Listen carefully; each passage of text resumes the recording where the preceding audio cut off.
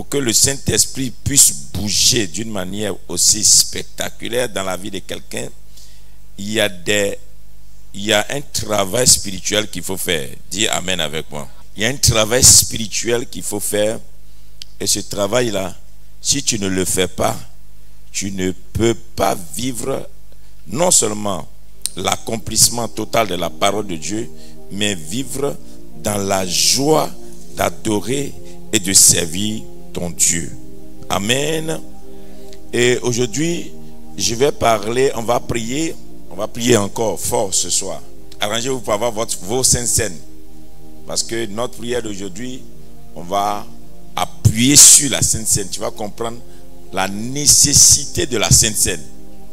Parce que il y a des choses, tu ne peux les vaincre que par le sang de Jésus. Il y a des petits dieux, tu ne peux les vaincre que par le sang de Jésus.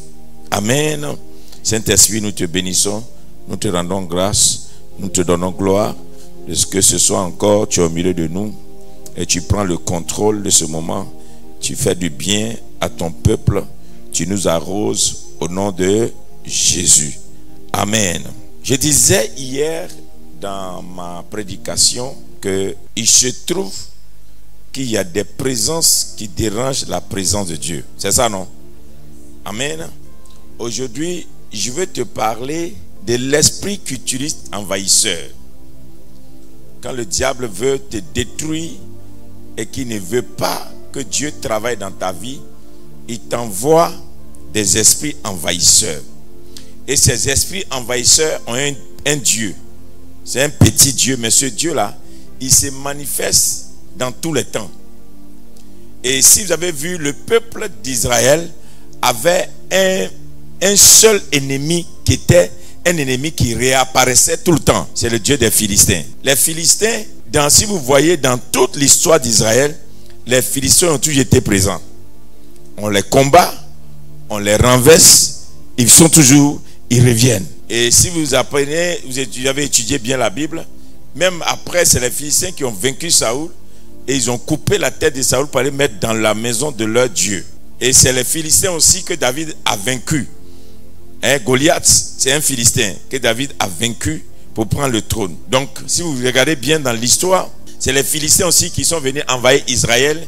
Et c'est là que Dieu a suscité Gédéon. Et l'histoire de Samson, c'est une histoire aussi qui est attachée aux Philistins. Samson a combattu toute sa vie contre les Philistins. Et c'est les Philistins aussi qui ont pris Samson et qui l'ont attaché. Alléluia. Donc les Philistins ont toujours été présents dans l'histoire du peuple élu de Dieu. Donc actuellement, en tant que chrétien, en tant qu'élu de Dieu, l'esprit de ces Philistins est toujours au milieu de nous. C'est-à-dire, c'est un esprit envahisseur. Cet esprit est envahisseur à telle enseigne que des fois, tu ne comprends pas comment est-ce que des choses que tu as vaincues dans le passé reviennent dans ton présent. Vous êtes avec moi pour la prière? Il y a des choses que tu as vaincues dans le passé, ils reviennent dans ton présent. Et comment faire pour que ces dieux-là, ils disparaissent définitivement? Et le Dieu des Philistins s'appelle Dagon. Dit Dagon. Nous allons travailler ce soir contre ce Dieu Dagon. Et le Dieu Dagon est adoré jusqu'aujourd'hui. Si vous allez sur Internet, tapez, vous allez voir.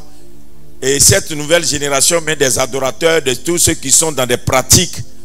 En réalité, ils sont en référence à Dagon. Donc, ils adorent encore Dagon. Dagon est toujours adoré jusqu'aujourd'hui.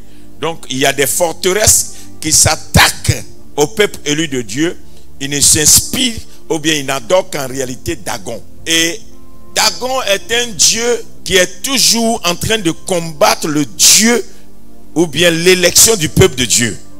Et Dagon est toujours en face d'Israël. Dagon est toujours en train d'alimenter une armée contre le peuple choisi, élu de Dieu.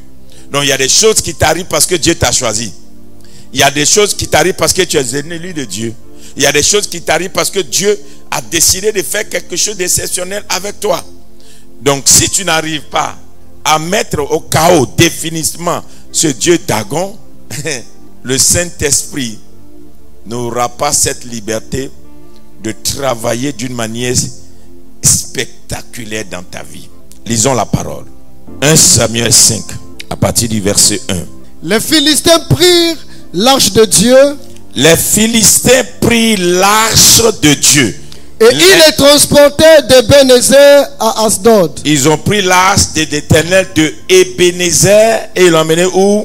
À Asdod.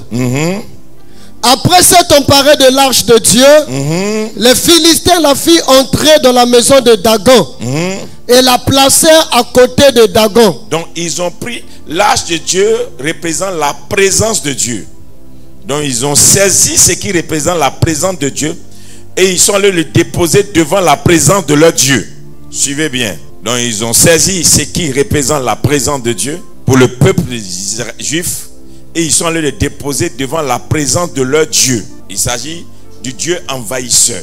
Oui, continuons. Verset 3. Oui. Le lendemain, les Astodiens qui s'étaient levés de bon matin trouvaient Dagon étendu la face contre terre devant l'arche de l'Éternel.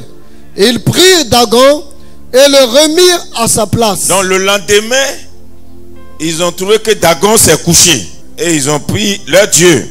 Quand ils ont mis la présence de Dieu, l'arche de l'Éternel, dans la présence de leur Dieu, quand ils reviennent le matin, c'est-à-dire qu'ils voient que Dagon s'est couché face contre terre.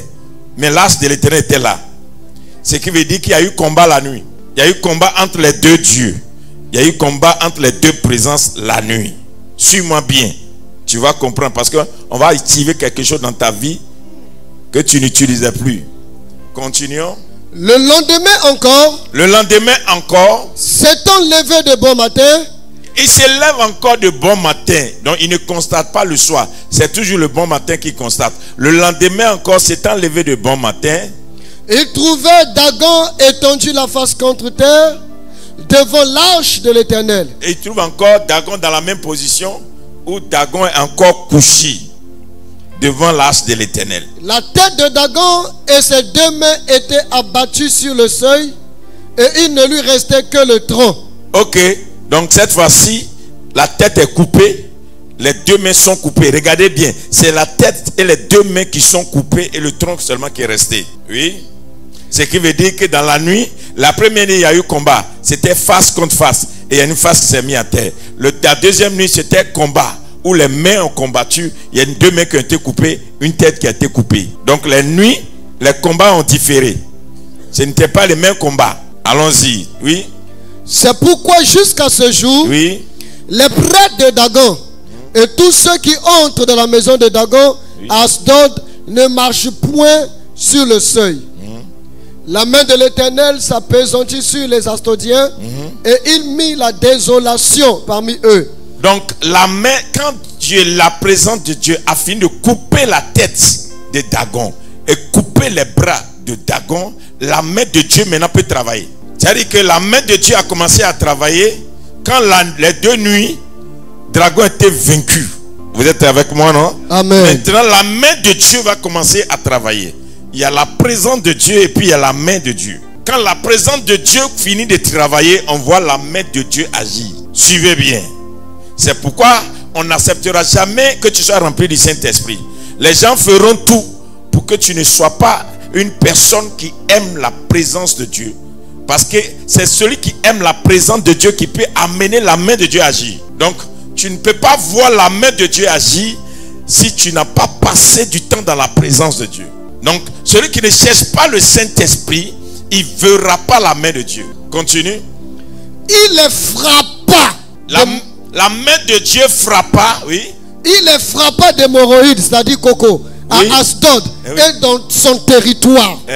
Voyant qu'il en était ainsi, les gens d'Asdod dirent, l'arche de Dieu d'Israël ne restera pas chez nous, car il apaisantit sa main sur nous et sur Dagon notre Dieu. Regardez bien. Quand ils ont constaté les effets dévastateurs, répète avec moi, les effets dévastateurs. Les effets dévastateurs. À un certain moment donné de la vie, il faut que le Dieu des chrétiens montre aux autres dieux qu'il est présent. Si là où tu habites, on ne sent pas ton Dieu dans le combat, on ne sait pas quel Dieu tu adores. Et je veux que ce soit notre prière. Introduise ton Dieu dans ce combat. Amen. Parce que ce n'est pas toi qui vas combattre, mais ton Dieu combattra pour toi et toi tu garderas le silence. Continuons. Verset 8. Oui. Et il fit chercher Et oui. et assembler auprès de tous les princes des Philistins. Et ils dirent, que ferons-nous de l'arche de Dieu d'Israël? C'est quel problème on allait chercher? Qu'est-ce qu'on va faire de l'arche de Dieu? Ça ne peut plus rester au milieu de nous. Oui. Les princes répondirent, Oui. que l'on transporte à Gad l'arche de Dieu d'Israël. Et l'on y transporta l'arche de Dieu d'Israël.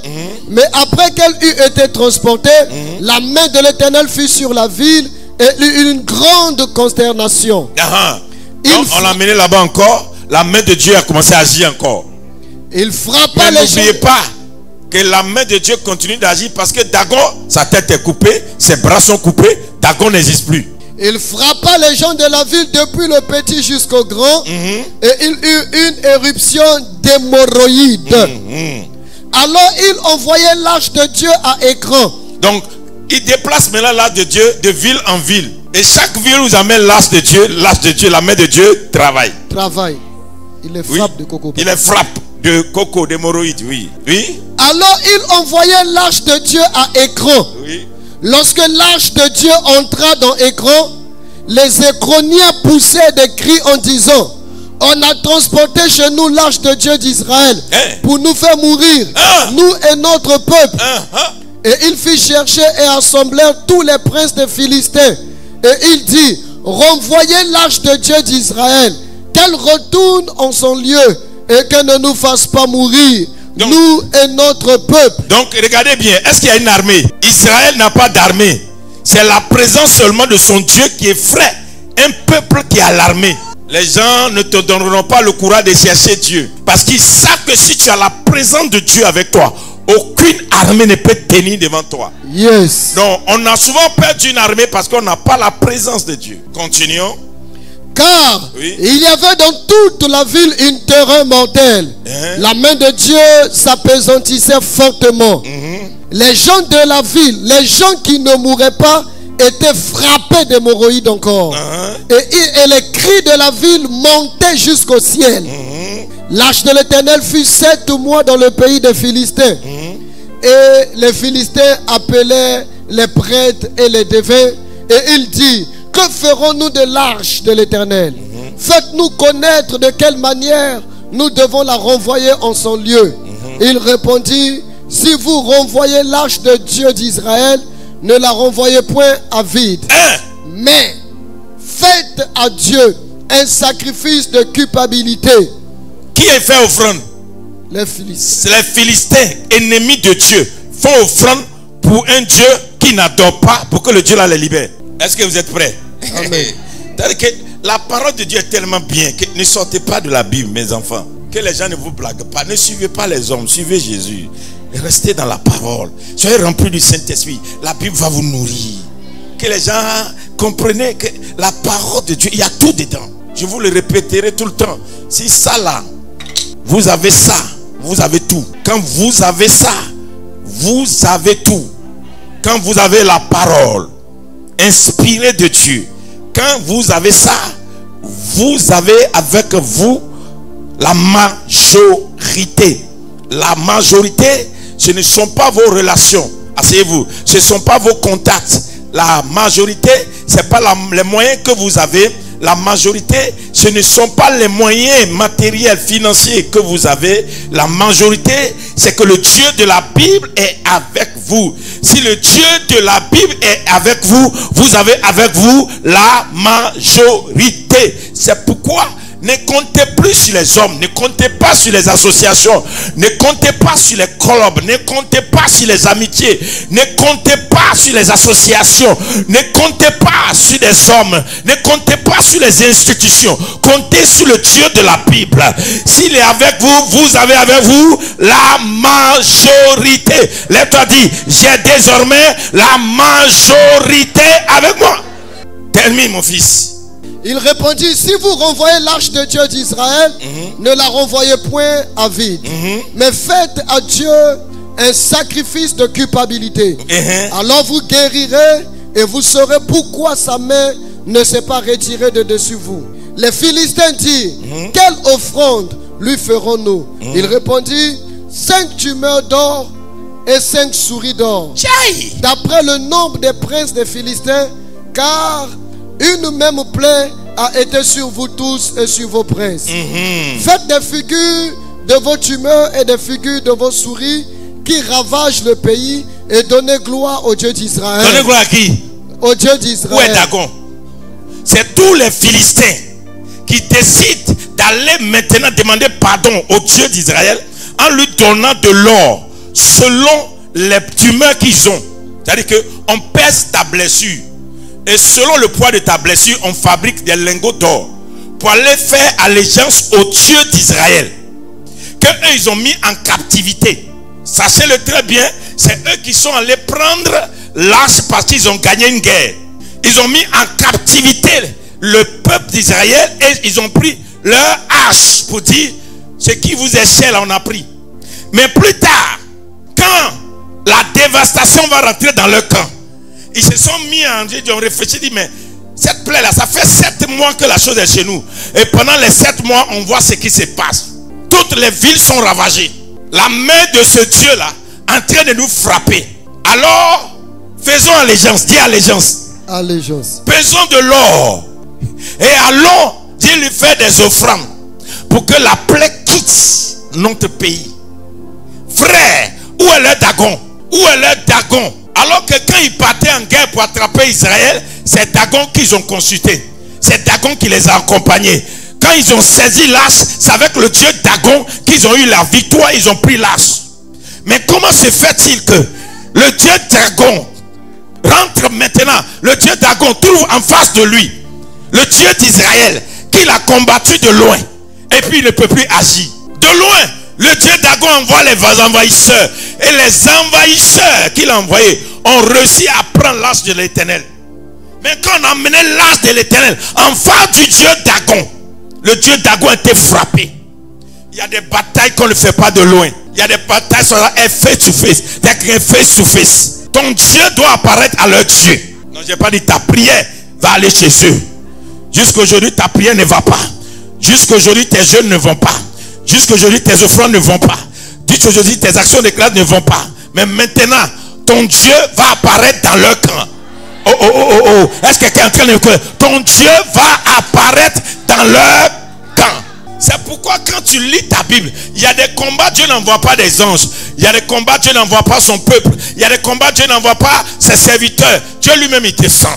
La Bible dit, dans les livres d'Exode 6, Dieu dit au peuple, à Moïse, va dire au peuple d'Israël, j'ai entendu leur cri, j'ai entendu leur lamentation, j'ai vu combien de fois l'ennemi a mis de l'oppression sur eux. C'est pourquoi moi, l'Éternel, je suis descendu pour les délivrer. Ça veut dire que Dieu, dans l'histoire de Moïse, ce n'est pas seulement que Moïse était devant, Dieu était dans le combat.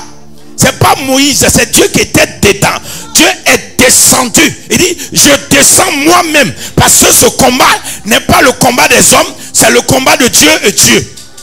Entre-temps, la Bible nous dit que Moïse, il a reçu le mandat de prophète. Quand il a reçu le mandat de prophète, Dieu lui a dit, ce mandat est trop petit. Abandonne ce mandat pour ton frère Aaron. Que Aaron devienne ton prophète. Mais toi, je te fais Dieu pour Pharaon. Parce que Pharaon s'est fait Dieu. Et les gens l'adorent. Et un homme de Dieu, un prophète de Dieu, qui a un don, ne peut pas combattre un Dieu qui fait des dons. Il va falloir que Moïse ait maintenant la capacité de Dieu pour parler à un Dieu.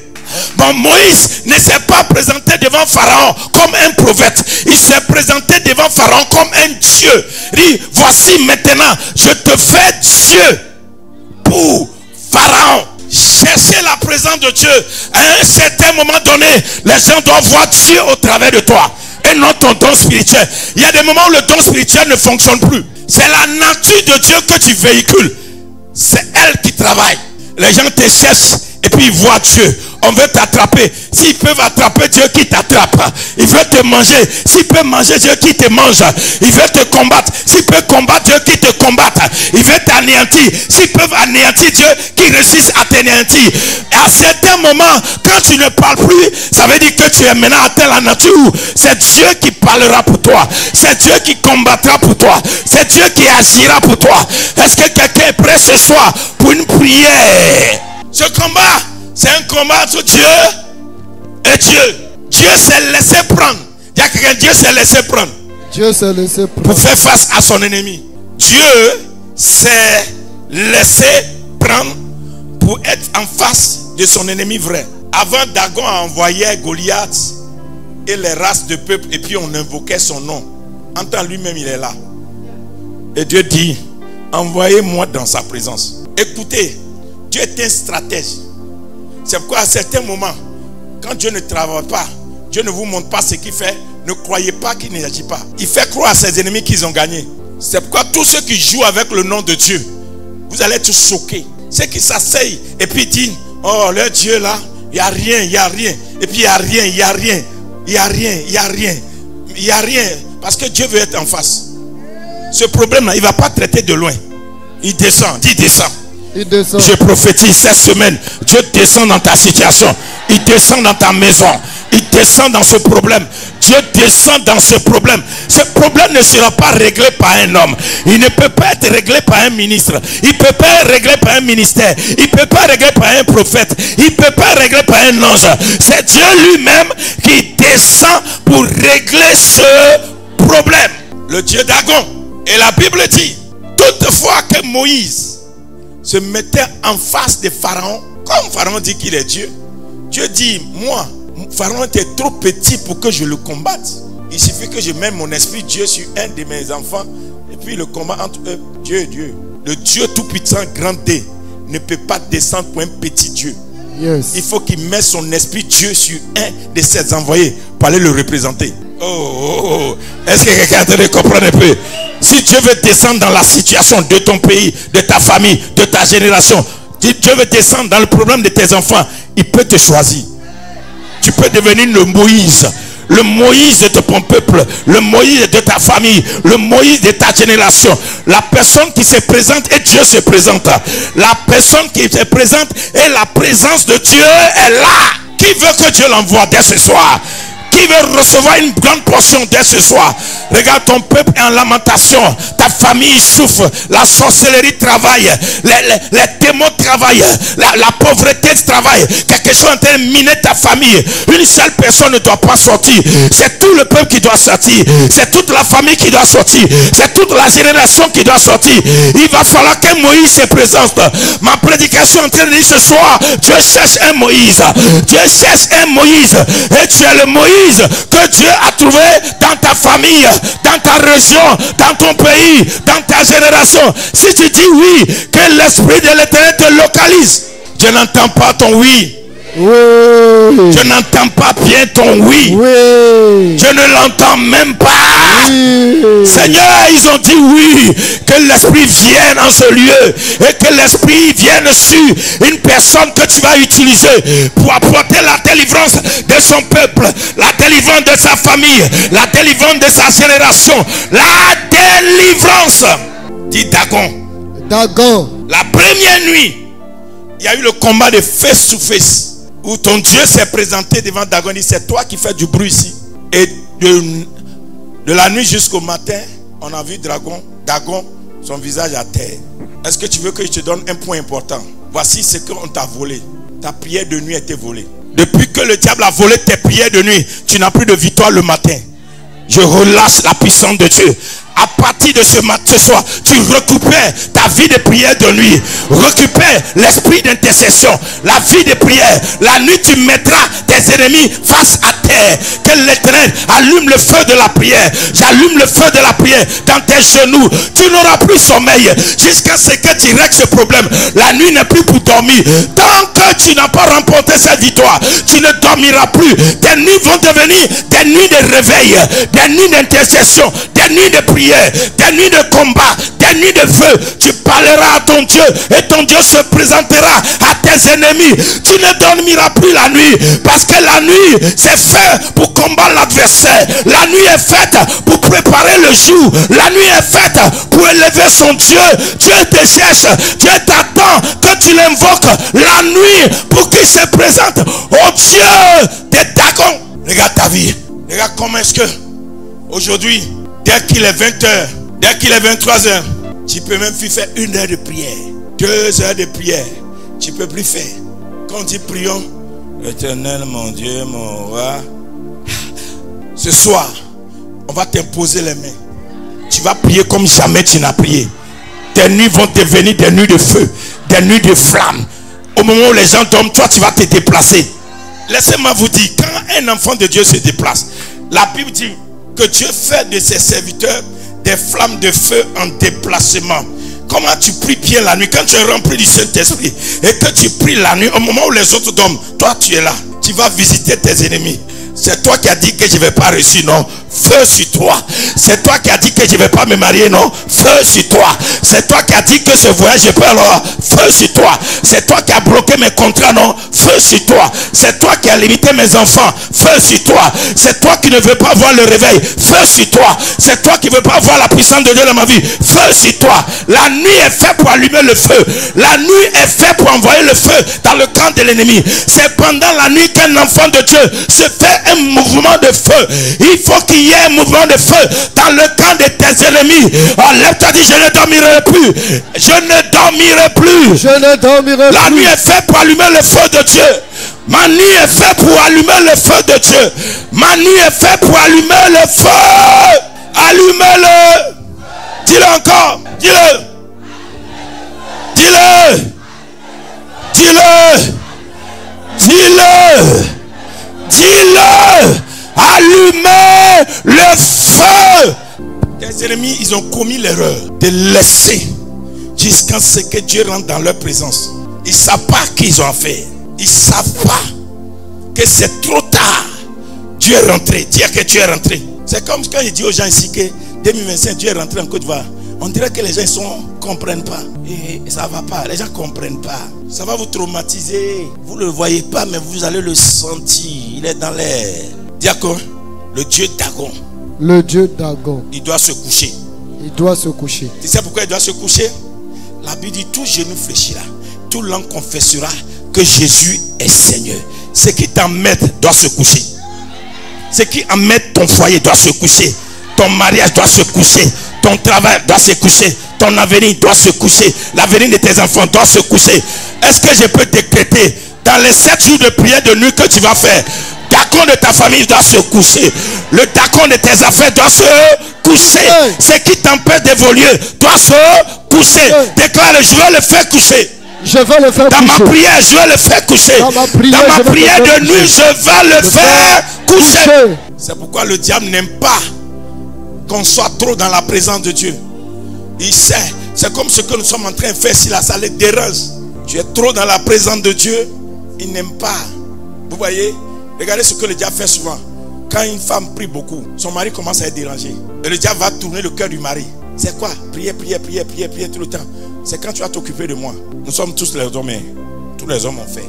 Même que son chrétien ont fait. C'est-à-dire, tu vois une femme allumée de feu. Et puis tu vois que c'est le mari même qui l'éteint. Au moment où elle est à genoux, tu vois, il défie 4 fois dans les ouvriers pour qu'elle sache qu'il n'est pas content. Et puis quand tu viens te coucher, mais quelques minutes à lui dort là-bas, il ronfle. Il a gâté ta prière cadeau. Et j'ai entendu beaucoup de nos frères qui ont prêché pour dire les femmes passent plus de temps à l'église que dans leur foyer. Mais s'ils savaient ce qui se passait dans leur foyer, ils allaient leur dire priez beaucoup. Parce que laissez-moi vous donner ce message.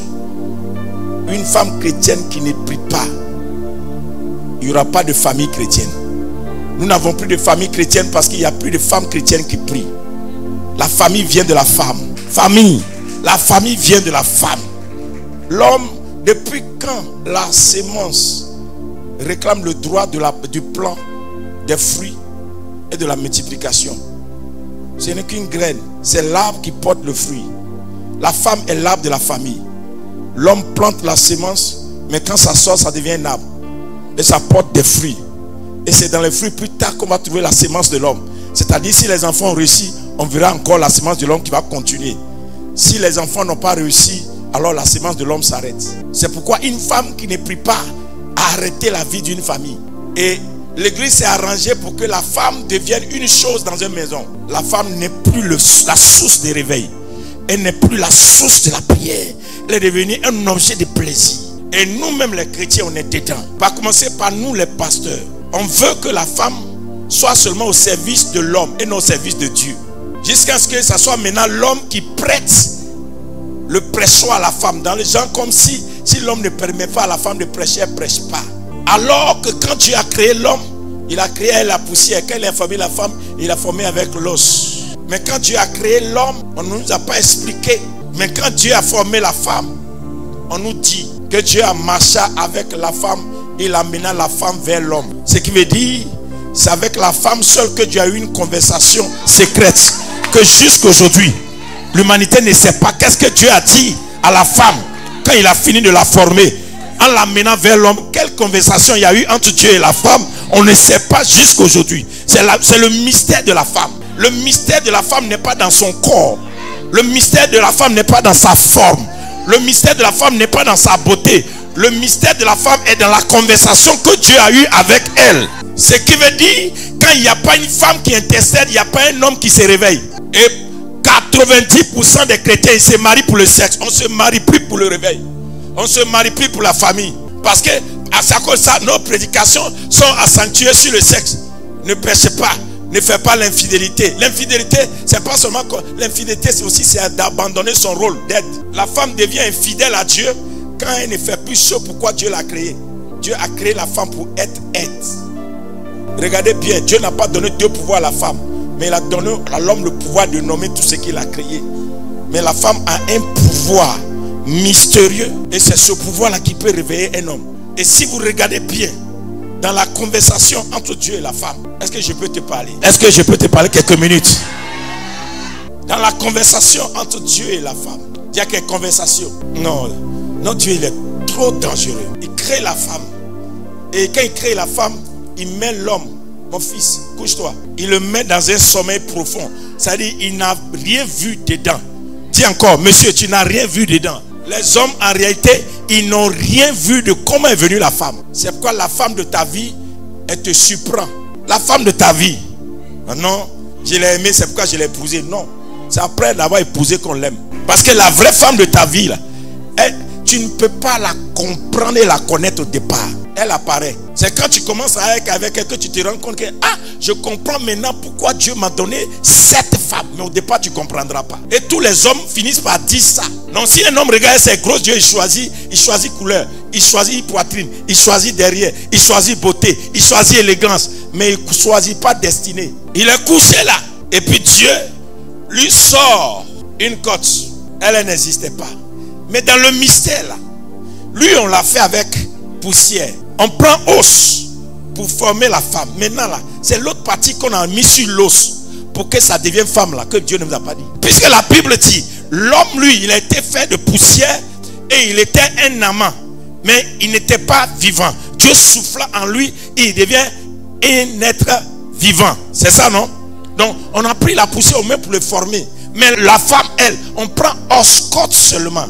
Petit comme ça, mince. On prend pour fabriquer un élément comme ça. Et les autres éléments que Dieu a utilisés pour la faire, c'est où? Donc tant que tu ne sais pas avec quoi Dieu l'a formé, tu ne comprendras pas qu'est-ce qu'elle est capable de faire. Donc quand l'homme dit, la femme vient de moi, non. C'est une partie de la femme qui vient de toi. Sinon le reste là, ça vient de Dieu. Et le reste là, tu ne le connais pas. Et ce que tu ne connais pas est un mystère. Tu comprends un peu, non? Non, ça là, tu ne peux jamais comprendre ça. Donc, Dieu le met toujours dans le coma. Et puis Dieu l'amène, Dieu finit l'affaire comme ça, avec os. Ça là, c'est os, produit de os.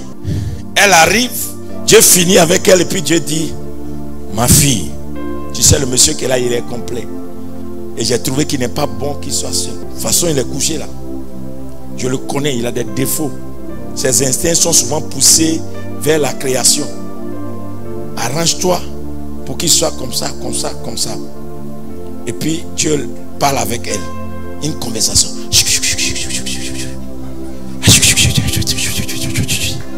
On dit Dieu l'amena. Dieu parle souvent à Adam dans le jardin et il entend sa voix. Mais quand il s'agit de la femme, c'est Dieu qui l'amena. Ça veut dire que Dieu n'a pas parlé avec une voix à Ève.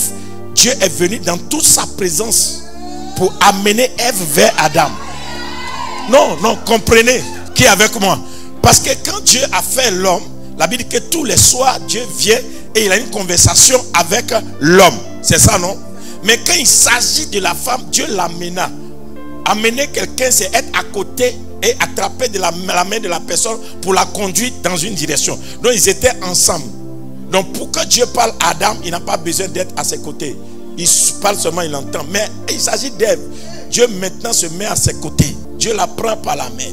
Donc ça veut dire, si quelqu'un peut décrire Dieu, c'est la femme. Si quelqu'un peut décrire Dieu, c'est-à-dire qui connaît la vraie femme a connu Dieu quelque part. Et Dieu la prend. Elle marche.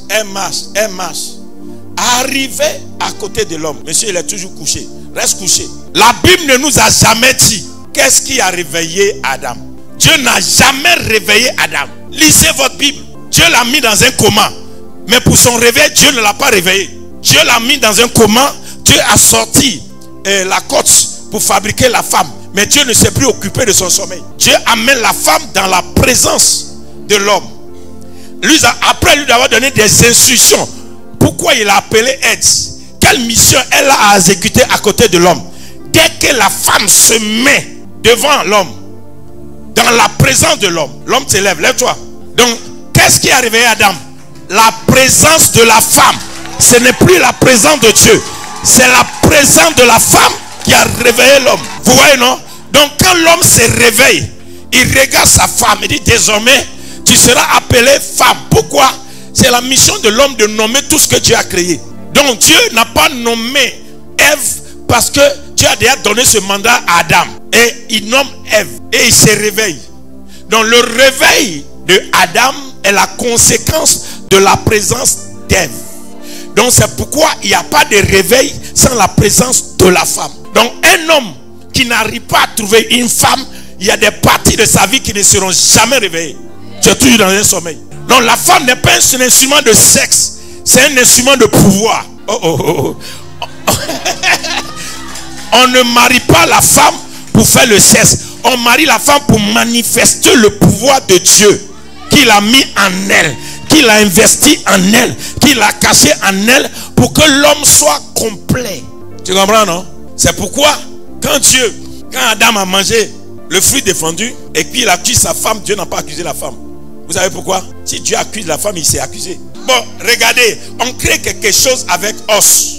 Jusqu'à aujourd'hui, nous on ne sait pas quelle est l'autre partie qu'on a pris pour ajouter à l'os pour que ça soit comme l'homme. Ou bien, maintenant, Dieu lui donne une commission qu'il a gardé secret et puis l'homme ne sait pas. S'il voulait que l'homme sache ce qu'il a dit à la femme, il allait réveiller l'homme pour qu'il comprenne. Mais il n'a pas assisté.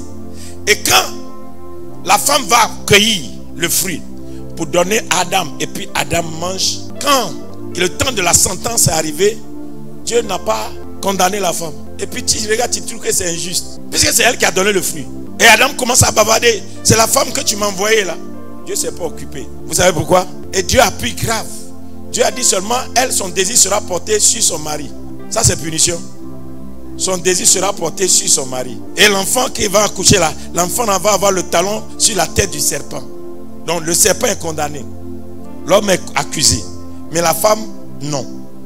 On dit seulement, quand tu vas enfanter, tu vas avoir des douleurs. Tu comprends un peu? Maintenant, si Dieu se met à condamner la femme, c'est qu'il a éradiqué toute l'espèce humaine.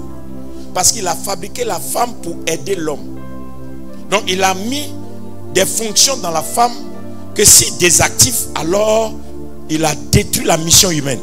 Donc il ne peut pas condamner la femme pour ne pas désactiver la mission qu'il a donnée à la femme de faire. Il préfère sauter ça. Donc si Dieu n'a pas condamné la femme, toi tu es qui pour condamner la femme? Donc du coup, ah oui, est-ce que vous êtes en train de comprendre? C'est parce que nos soeurs ne connaissent pas. Du coup, quand un homme commence à prendre une femme comme un être faible, c'est que l'homme lui-même, il n'a pas de révélation. Parce qu'un faible ou bien une personne faible ne peut pas être aide. Dieu ne peut pas dire quelque chose t'aide et puis la chose est faible. Ça veut dire que c'est la force qui vient aider ce qui... Ou bien, donc, c'est dans sa manière de faire que tu penses qu'elle est faible. Mais il y a une force qui a. Et c'est pourquoi l'intercession de la femme est plus écoutée que l'intercession de l'homme. Laissez-moi exagérer. Laissez-moi... Vous voulez que j'exagère? Là où j'exagère, c'est qu'il y a un mystère que nos frères catholiques ont compris que les évangélistes n'ont pas compris. Souvent quand ils parlent de Marie, ils parlent de l'intercession. En grande partie. Ou bien. Mais quand ils parlent de mère de Jésus là, si tu es dans le monde des sphères, Dieu n'a pas de mère. Mais on parle d'une femme par qui Dieu est passé.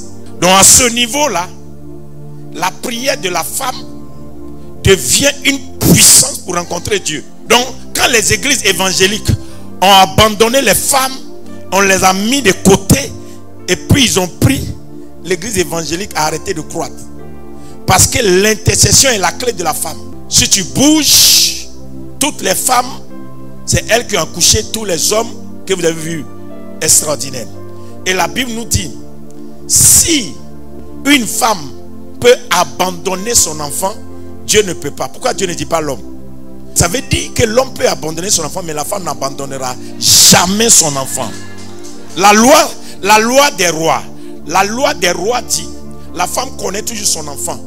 Donc, c'est la femme qu'on teste. On ne fait pas trop attention à l'homme, parce que la femme, elle ne se trompe jamais de l'origine de son enfant. Mais l'homme peut se tromper de l'origine de son enfant. 3. Allons-y encore. Dans le système de la Bible, quand vous surveillez bien, vous allez vous rendre compte que la vie, il n'y a pas de vie sans le sang. Il n'y a pas de vie sans le sang. Et là où il n'y a pas de sang, il n'y a pas de vie. Et l'homme n'a que ce qu'on appelle spermatozoïdes. Les spermatozoïdes, c'est vrai que c'est dans le sang, mais c'est minime. Mais la Bible nous dit, pendant 21 jours, c'est la femme qui fait un cycle pour renouveler son sang. Donc, renouveler le sang veut dire quoi? Le sang rajeunit. Chaque 21 jours, il y a un pouvoir qui est renouvelé. Chaque 21 jours, la femme retrouve un nouveau pouvoir par son sang. C'est pourquoi, quand on met la sémence qui est spermatozoïde, après les 21 jours, ça donne le pouvoir de constituer un homme. Donc, si la femme peut engendrer un homme par sa cellule, ça veut dire que la femme peut engendrer n'importe quel destin spirituellement. Donc, si un homme rencontre une femme qui est féconde et puis met un destin en elle, et puis elle a une vie d'intercession, elle peut reproduire. Elle peut lui sortir ça. Donc une femme qui se met à genoux est dangereuse. Une femme qui prie est dangereuse. La Bible nous dit la prospérité de Jésus vient des femmes. Il y a des femmes, 5 femmes, des grandes dignitaires qui étaient autour de Jésus. Et c'est elles qui veillaient sur le bien-être de Jésus. Ce ne sont pas les hommes. Les hommes étaient des disciples. Mais celles qui veillaient sur le bien-être de Jésus, c'était des femmes nobles. Allons encore. Si la résurrection de Jésus, un homme, Dieu fait empêcher qu'un homme voit Jésus, le premier, ça veut dire que Dieu veut se réserver toujours la priorité, que ce soit la femme qui découvre pour montrer à l'homme. C'est pourquoi, par fini, la femme est un mystère. C'est la femme qui voit toujours Dieu premièrement. C'est pourquoi Dieu a marché avec la femme dans le jardin pour lui donner une instruction pour l'homme.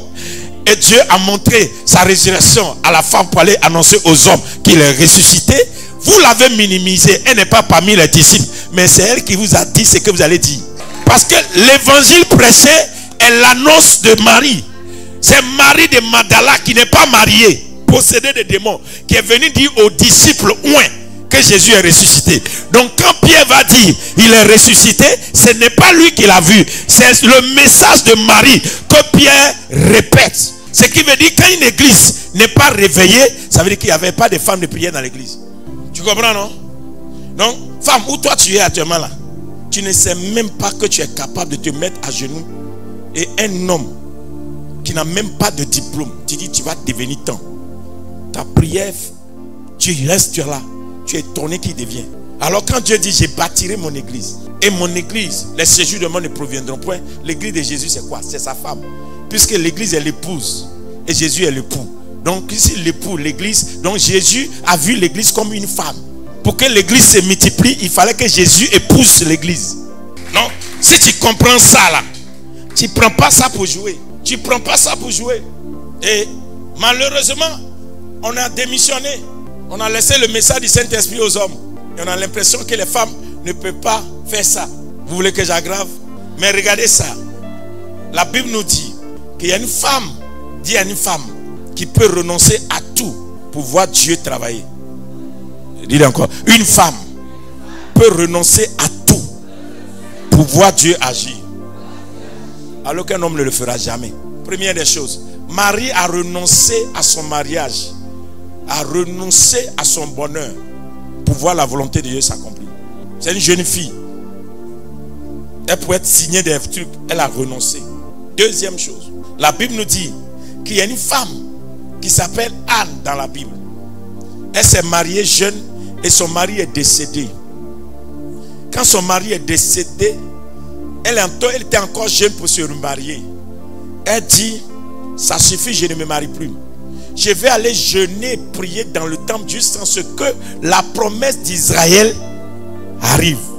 Jésus-Christ.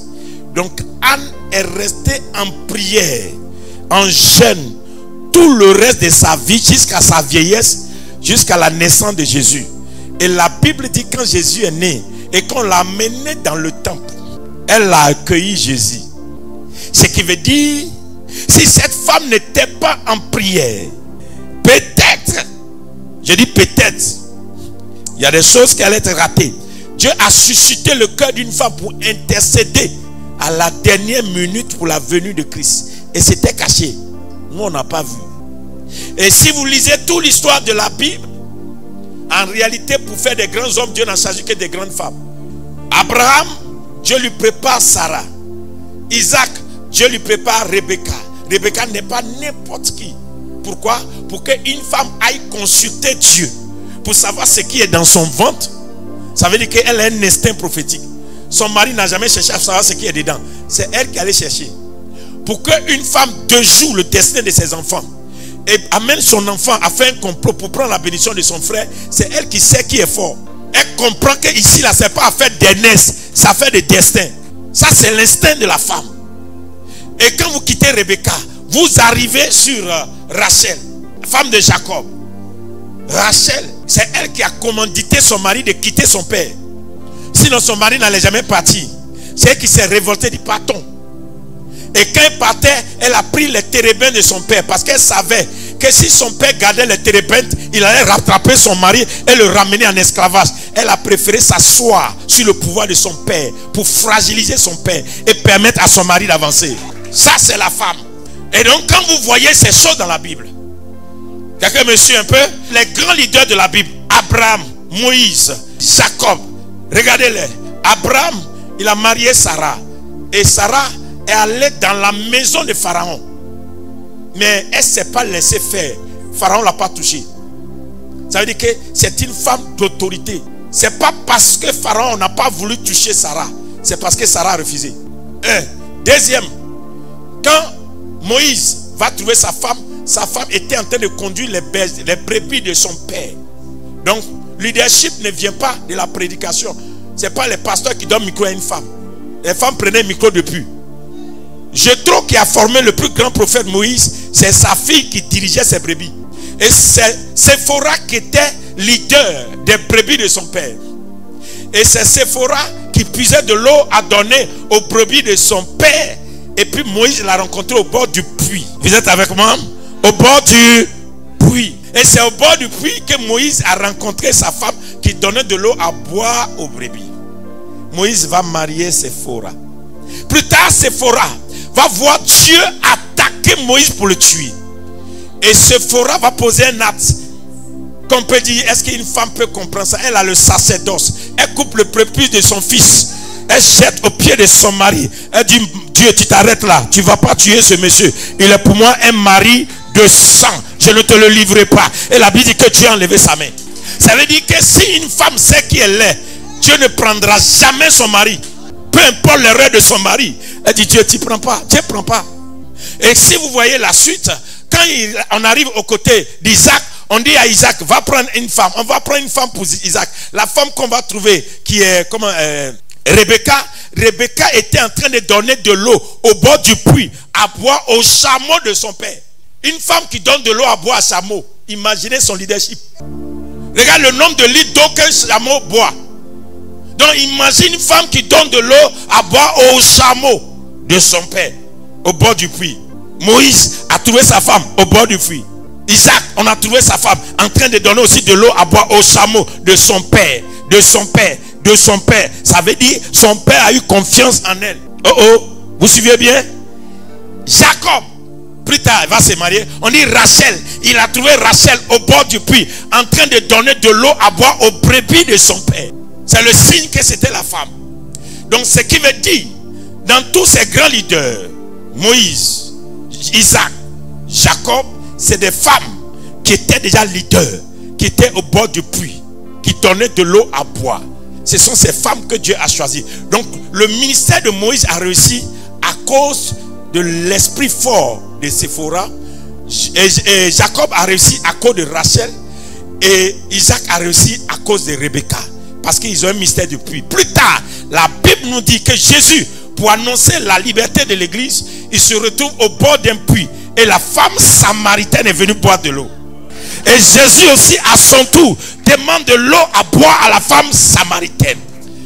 Alléluia. Et c'est à cette femme samaritaine que Dieu révèle qu'elle a 5 maris. Entre les 5 maris dont on parle, c'est les 5 ministères. L'évangile dit plus tard que Jésus s'est assis au bord du puits de Jacob. C'était le puits de Jacob. Et il dit désormais, ceux qui vont adorer Dieu vont l'adorer en vérité et en esprit. Ce qui veut dire prophétiquement que la rencontre au bord du puits, c'est ça qui fixe le monde de l'esprit. Moïse a rencontré sa femme au bord du puits. Jacob a rencontré sa femme au bord du puits. Isaac a rencontré sa femme au bord du puits. Jésus a déclaré l'adoration au bord du puits. Et il s'est assis sur le puits de Jacob. Et Jésus dit désormais je suis le vrai puits. Et dans le vrai puits se trouve quoi? L'église de Jésus. Et dans ce vrai puits que sur les églises de Jésus, Christ a dit mon épouse. Il dit je bâtirai mon épouse. Et aucune force de séjour des morts ne proviendra point contre elle. Si tu lis ça bien, ça veut dire un homme qui bâtit son épouse. Un homme qui bâtit son épouse. Aucun démon, aucune force ne rentrera chez vous. C'est pourquoi une femme, c'est pas l'argent on lui donne. Une femme, on lui donne la possibilité d'exprimer ce qu'elle a gardé. Il y a un pouvoir en elle qui n'est pas normal. Et ce pouvoir-là, tant que l'église n'active pas ce pouvoir, on va rester là. Et puis, quand tu nous vois, nous les tontons, des fois, on s'aligne comme ça. On vient s'asseoir. Grand leader. On oublie une chose. S'il n'y a pas une femme derrière un leader, il n'est pas leader. C'est pourquoi l'antichrist a trouvé aussi sa femme pour engendrer l'antichrist. Si vous lisez Apocalypse, l'antichrist est né d'une femme. Je ne vais pas vous montrer. Allez-y, fouillez la Bible. Ce qui veut dire, le monde de l'esprit n'accouche rien sans passer par le mystère de la femme. Donc on ne peut pas être puissant dans le monde de l'esprit si on néglige la femme. Si on ne prend pas le temps d'investir l'onction dans la femme. Oh, qui est béni ce soir? Oh, qui est béni ce soir? Qui a compris quelque chose? J'étais dans Dagon et puis Dieu m'a amené dans la femme. Je vais rester dedans et terminer. Et puis demain on va retourner dans Dagon. Mais comprenez mes enfants, si Dieu dit de parler de ça, ça veut dire qu'il y a une femme ici, toi seul, tu peux réveiller un pays. Je vous dis la vérité, toi seul, tu peux réveiller une église morte. Toi seul, tu peux provoquer la manifestation. Jusqu'à ce que tu te lèves pour prier, ton mari sera couché. Ce que tu attends que ton mari t'apporte, provoque ça dans la prière, dans le jeûne. Il reviendra te dire, maman, moi ici on a trouvé ça. C'est pourquoi une femme qui maudit un homme, maudit l'homme dans sa vie. Ça veut dire que tu te maudis. Parce que la capacité que Dieu t'a donnée, c'est de provoquer ça en lui pour qu'il ramène à la maison. Est-ce que je parle à quelqu'un? Une femme ne doit pas ouvrir sa bouche et en train de maudire son mari. Parce que ce pourquoi tu existes là, c'est de le réveiller. Est-ce que quelqu'un qui dort a une conscience? Réveille-le, tu vas voir s'il ne va pas réagir. Quand Adam était réveillé, qu'est-ce qu'il a fait? La première des choses, c'est de nourrir la femme. Quand tu réveilles ton mari, l'honneur qu'il ne te donne pas, il te donne. Les choses qu'il ne faisait pas, il commence à faire. C'est parce qu'il dort qu'il est comme ça. Donc les gens peuvent faire des pratiques pour endormir ton mari. Les réactions de ton mari dépendent de comment on le tacte dehors. Et puis toi, tu t'étais. Tu ne pries pas. Normalement, une femme doit dire, tu réveilles son mari, mon mari, j'ai prié pour toi. Et un bon mari doit laisser sa femme lui prier pour lui. Mon mari, où tu vas là, que Dieu soit avec toi. Amen. Il n'y a pas à faire des archibishop dedans. C'est sa fonction. La télécommande est petite, mais c'est elle qui allume la télé. Oui, non? La femme est la télécommande du destin de l'homme. S'il n'y a pas une femme pour appuyer, tu ne vas pas briller. Et ce soir, Dieu veut réveiller des femmes, l'intercession, le ministère des femmes. Je pense que c'est pour ça que Dieu m'a amené à prier. Et demain, je crois qu'à faire des dagons là, je vais mener ça jusqu'à vendredi. Regardez, demain, je vais vous parler des entrailles de nos mères. Oui, la bénédiction comme la malédiction se trouve dans les entrailles des mères. C'est là qu'on reprogramme. Demain, je vais faire le travail de reprogrammation. Pourquoi est-ce que parmi les enfants de ta mère, il y a des choses qui t'arrivent? Ça sera demain. Mais là, je vais réveiller ce soir des femmes de réveil, des femmes d'intercession, des femmes de prière, des gens qui dorment alors que Dieu a mis une grosse mission dans leur vie. Des choses qui arrivent à tes enfants, ça arrive parce que tu ne pries pas. Cette histoire est sérieuse. Le ministère de la femme est un ministère puissant que Dieu ne peut même pas séparer. Dieu ne peut rien faire sans la femme. J'ai une de mes prédications, j'ai dit la femme est le tout de Dieu. Femme, c'est dans la femme qu'il y a la famille. Et si une famille n'est pas bénie, c'est que Dieu n'a pas trouvé une bonne femme pour cet homme. Un homme qui n'a pas rencontré une bonne femme n'aura jamais de famille. Le mystère de la femme. Ce soir, tu es là, tu m'écoutes. Tu as abandonné ta vie de prière. Il y a une onction forte qui va dégager ce soir. Tu n'arrives plus à jeûner ni prier. Tu es une femme. Je vais prier que pour les femmes ce soir. Ta vie de prière est à terre. Tu es devenue lourde. Ta lourdeur aussi est tombée sur et l'église, ta famille, ta maison et tout. Dieu t'a appelé pour quelque chose, mais tu es en train de dire, et mon mari, et le mari, et le mari, et le travail, et l'argent. Dieu dit, c'est toi, ce que je veux, c'est la prière. Une femme qui prie, c'est elle qui réveille Dieu. Je vous dis la vérité. La prière de la femme va plus vite chez Dieu que la prière de l'homme. Ne vous fâchez pas les hommes. C'est la vérité. C'est pourquoi quand on fait l'onction, les femmes sont plus sensibles à l'onction que les hommes. Et toi, homme, quand tu vas rentrer ce soir, impose la main à ta femme. Tu dis, madame mon épouse, à partir d'aujourd'hui, c'est pourquoi Dieu t'a amené à côté. Je réveille ça. On ne dormira plus dans cette maison. Tu n'as pas dit amen avec moi. By fire, by force. Il ne peut pas avoir de pauvreté dans une maison où il y a une femme réveillée. Jamais. C'est pourquoi, si vous lisez bien la femme vertueuse, c'est la femme vertueuse qui achète une maison. Ce n'est pas l'homme qui achète. C'est pourquoi en réalité, quand l'homme conçut une maison, il met le nom de la femme dessus. Parce que quand tu as trouvé une femme vertueuse, toi-même tu te rends compte que depuis que je l'ai rencontrée, voici comment je monte. Si une femme rentre dans ta vie et puis tu dégringoles, va parler à Dieu. Parce qu'il n'y a pas une femme vraie que Dieu a mis dans la vie d'un homme qui est rentré et puis le monsieur dégringole. Tu ne fais que monter. Et tu ne monteras pas aussi si tu ne trouves pas un. C'est bon d'être célibataire si c'est ton choix. Mais accepte aussi qu'il y a des choses que Dieu ne fera pas avec toi si tu es célibataire. Et je te conseille de ne pas être célibataire. Tu sais pourquoi, ma fille? Paul était célibataire. Tous ceux qui disent Paul est célibataire, Paul était célibataire. Mais à dessein, Jésus pouvait le choisir avant qu'il ne meure. Mais Jésus n'a jamais choisi Paul. Paul l'a remplacé. Tu sais pourquoi? Il y a 12 choix pour prendre le trône. Il n'y a pas 13. Peu importe l'œuvre que Paul a accomplie, il ne fera jamais partie des 12 portes de Jérusalem. C'est les 12 que Jésus a choisis, c'est eux qui seront là. Paul aura un trône, mais il ne fera pas partie des 12, peu importe la mission qu'il accomplit. Oh, vous ne voyez pas? Jésus n'a choisi que 12, et au ciel, il y aura 12 trônes autour de lui, les 12 disciples. Mais Paul a fait une grande mission. Mais il aura son trône, mais il ne sera pas parmi les 12. Tu aimeras ta femme comme Christ a aimé son église. C'est tout le mystère. C'est-à-dire, tu ne peux pas comprendre comment une église fonctionne si la nature d'une femme à la maison ne te parle pas. C'est la nature de ta femme à la maison qui t'explique comment l'église fonctionne. De la manière que la femme est capricieuse, c'est comme ça que l'église est capricieuse. Amen, oui. De la manière que la femme nourrit l'homme, c'est comme ça que l'église nourrit le ministère. De la manière que c'est la femme qui gouverne la maison, c'est comme ça que l'église gouverne. C'est un gouvernement. Tout. Tu dis bien, tu vas te rendre compte que ma femme, la vie de ma femme me parle de comment fonctionne l'église. Tout le monde. Parce que tout le monde qui est chrétien doit regarder pour savoir que femme là, que Dieu m'a mis devant moi là, femme là me parle. Parce que sa vie me parle. Je finis par là, parce qu'on va prier. Le fétiche qu'une femme adore est plus puissant que le fétiche qu'un homme adore. Allez-y, regardez dans l'histoire. Demandez dans vos villages.